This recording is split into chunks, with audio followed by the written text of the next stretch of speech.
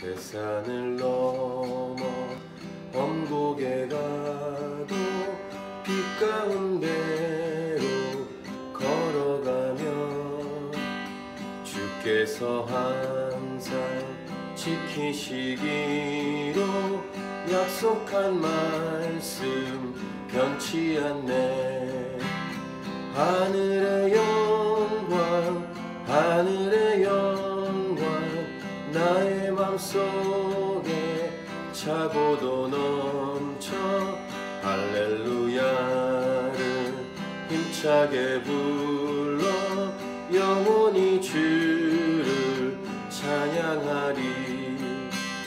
캄캄한 밤에 다닐지라도 주께서 나의 길 되시고 나에게 밝은 빛이 되기니 길 잃어 비오릴 염려 없네.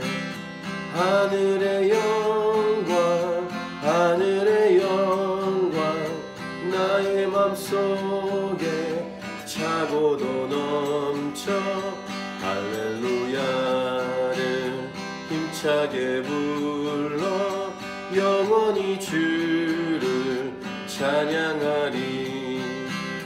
광명한 그 빛 마음의 바다 찬란한 천국 바라보고 할렐루야를 힘차게 불러 날마다 빛에 걸어가리.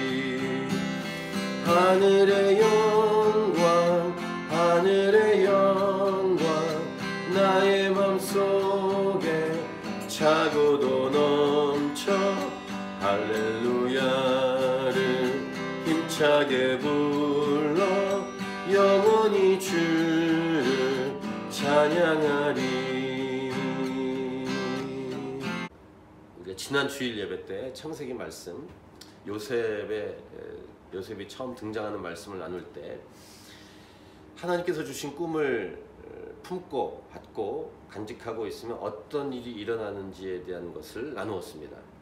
그 첫 번째는 하나님의 꿈을 품고 있으면 고난이 온다라는 것이고, 하나님의 꿈을 품고 있으면 아무리 고난이 와도 말하지 않을 수 없다, 선포하지 않을 수 없다라는 두 가지 내용을 나누었는데, 그런 내용과 연결할 수 있는, 적용할 수 있는 본문 말씀이 오늘 말씀입니다.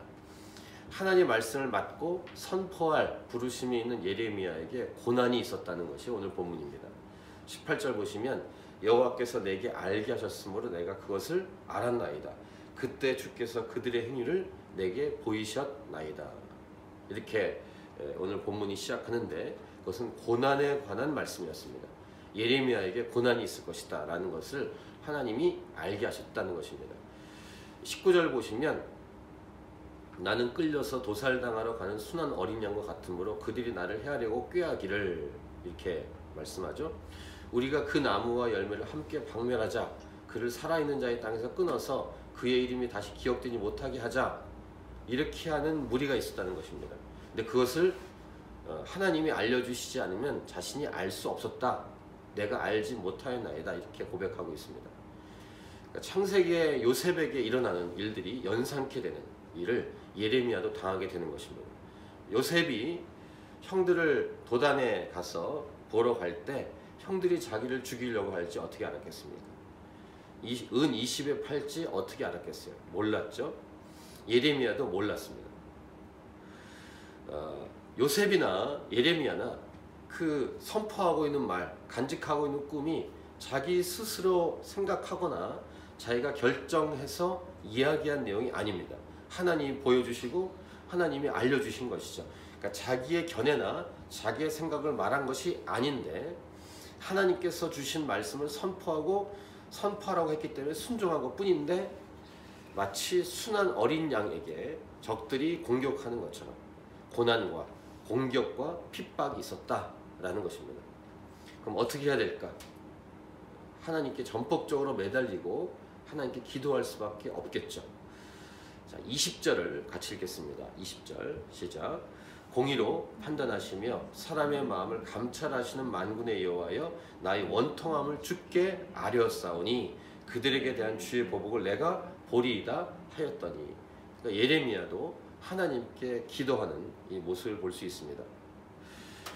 첫 번째 메시지 이것입니다. 고난을 당할 때 하나님께 간절히 매달리고 의지하는 것 당연한 것인데 이 길밖에는 없습니다. 여러 번 말씀드리지만 자기가 잘못하고 죄를 지어서 받는 고난이라면 회개해야 되는, 자신이 해야 될 일이 분명한데 고난을 당할 때 잘못해서 받는 고난이 아닐 때 이때도 당연히 하나님께 간절히 매달리고 의지해야 한다는 것입니다. 다른 것을 의지하려고 하거나 다른 음성을 들으려는 유혹이 찾아올 수 있습니다. 근데 오직 하나님께만 나아가고 하나님만 전심으로 의지하려고 하는 그런 선택을 해야 된다는 것입니다. 자, 누가 예레미야를 공격하는가? 그것은 예레미야의 고향 사람들이었습니다. 21절부터 보시면 아나돗 사람들, 아나돗은 예레미야의 고향입니다. 예레미야의 고향 사람들이 아나돗을 예레미야를 죽이려고 했다는 것입니다. 21절 보시면 그들이 내 생명을 빼앗으려고 찾아 이르기를 너는 여호와 이름으로 예언하지 말라. 이렇게 여호와 이름으로 예언하지 말라 이렇게 얘기하면서 두렵건대 우리 손에 죽을까 하노라. 너 죽인다 이런 것입니다. 여호와 이름으로 예언하면 너 죽인다 이렇게 그들이 의논했다는 것입니다. 22절 그러므로 만군의 여호와께서 이와 같이 말씀하시니라 보라 내가 그들을 벌하리니 청년들은 칼에 죽으며 자녀들은 기근에 죽고 23절 남는 자가 없으리라. 그러니까 아나돗 사람들 하나님의 말씀을 전하는 예레미야를 죽이겠다라는 아나돗 사람들 하나님이 벌하시겠다라고 말씀하십니다. 내가 아나돗 사람에게 재앙을 내리리니 곧 그들을 벌할 해이니라. 고향 사람들 요셉과 비슷하죠. 요셉은 형들이 공격하고 죽이려고 했고 핍박을 했고 팔아 넘겼습니다. 근데 이것은 어디로 다 귀결되냐면 예수 그리스도이십니다. 예수님의 십자가 사건입니다. 자기의 수제자 12제자 중에 한 명인 가룟 유다가 은 30에 팔아 넘겼습니다. 그 전에도 예수님의 고향 친척 친지들이 잘 대해주지 않았습니다. 환영을 하지 않았죠. 그래서 예수님도 선지자가 자기 친척과 고향에서 환영을 못 받는다고 얘기했습니다. 아마 예레미야를 염두에 두고 말한 것 같습니다. 또한 예수님이 하셨던 말씀 중에 마태복음 10장 36절에 사람의 원수가 자기 집안 식구다 이런 말씀하셨는데 이것은 미가서 7장의 예언입니다. 미가서 7장 5절 7절에 너희는 이웃을 믿지 말며 친구를 의지하지 말며 네 품에 누운 여인에게라도 네 입의 문을 지킬지어다. 아들이 아버지를 멸시하며 딸이 어머니를 대적하며 며느리가 시어머니를 대적하리니 사람의 원수가 곧 자기 집안 사람이로다. 이 말씀을 인용한 것입니다. 그 다음 이 미가가 하는 고백이 있는데 오직 나는 여호와를 우러러보며 나를 구원하신 하나님을 바라보나니 나의 하나님이 나에게 귀를 기울이시리로다. 이 말씀은 그래서 가족들을 의심하거나 가족들에 대해서 경계하라 이런 얘기가 아니라 그만큼 치열한 싸움이 하나님 말씀을 가지고 나아갈 때 치열한 싸움이 있다는 것을 말합니다. 그리고 이 말씀은 이 미가의 고백처럼 오직 하나님만을 의지하고 바라보게 하시는 그러니까 선지자가 하나님 말씀 맡은 자가 하나님의 꿈을 받은 자가 오직 하나님만을 바라보고 의지하도록 하는 그런 말씀입니다. 그래서 첫 번째 주신 메시지와 두 번째 메시지가 동일한데 고난과 핍박과 공격을 당할 때 특별히 가족과 친척과 친지 고향 사람들이 공격을 할 때에도 오직 하나님을 바라보고 의지하라. 고향과 친척과 친지들은 좀 낫겠지라고 생각하는 그런 안일한 마음조차도 다 하나님께 내려놓게 하시는 그런 내용입니다. 이 예레미야 선지자가 이렇게 고향 사람에게까지 공격을 받을 때 하나님께 좀 따지듯이 탄식하면서 고백을 이제 하는데 그 내용은 뭐냐면 악인들은 왜 이렇게 잘 되고 잘 삽니까? 이런 비슷한 질문이 성경 곳곳에 있습니다. 시편에도 있습니다. 또 저와 여러분의 고민과 질문이기도 합니다. 왜 악인들은 더 건강하고 악인들은 더 잘 나가고 잘 살까? 이런 질문입니다. 자, 1절부터 4절을 보세요. 여호와여, 내가 주와 변론할 때에는 주께서 의로우시니이다. 그러나 내가 주께 질문하오나니 악한 자의 길이 형통하며 반역한 자가 다 평안하면 무슨 까닭입니까? 이런 질문을 던집니다. 예레미야와 같은 선지자도 이런 질문을 던질 정도면 저와 여러분은 이런 질문을 수없이 하죠. 저 나쁜 놈들 좀 빨리 처치해 주시지, 이런 생각을 합니다. 2절, 주께서 그들을 심으심으로 그들이 뿌리가 박히고 장성하여 열매를 맺었거늘 그들의 입은 주께 가까우나 그들의 마음은 머니이다. 그러니까 악인들의 상태를 고발하는 것입니다. 그들의 입은 주께 가깝습니다.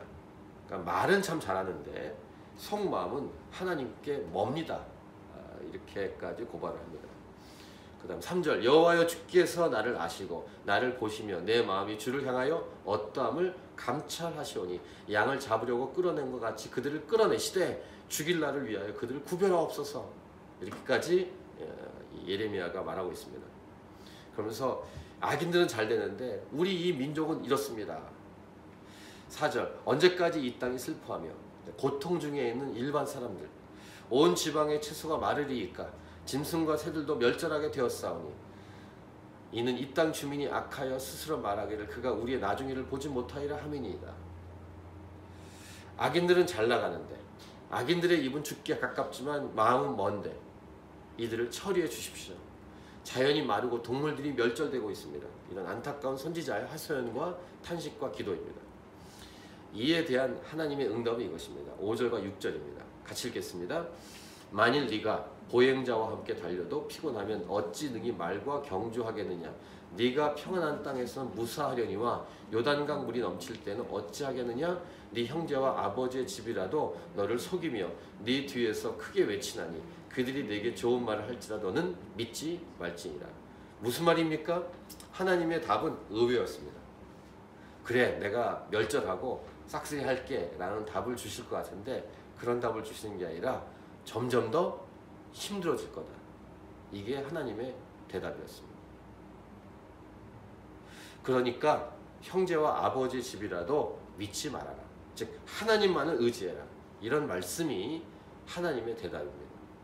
아마 저와 여러분이 기도할 때 왜 이 땅에 악인들이 잘 됩니까? 이런 질문을 던지고 악인들을 멸절해 주십시오 라고 대답할 때 하나님이 여러 답을 주실 수 있는데 오늘 이 예레미야에게 주신 답을 줄 수 있습니다. 더 힘들어질 거다. 그러니 다른 것 의지하거나 믿지 말고 하나님만 의지해라. 결국 심판이 가까울수록 고난이 더해 갈 것이다 라는 메시지입니다. 점점 더 힘들어질 것이라는 하나님의 응답입니다. 이러한 응답 앞에 우리가 어떤 태도를 취해야 될 것인가. 오늘 주신 핵심 메시지를 기억하십시오. 고난을 당할 때 하나님께 간절히 매달리고 의지하고 기도하라. 고난과 핍박과 공격을 당할 때 오직 하나님만을 바라보고 의지하라. 이게 오늘 본문의 핵심 메시지입니다. 오두막이라는 소설이 있죠. 이게 영화로도 나왔는데 그 오두막의 소설의 핵심이 뭡니까?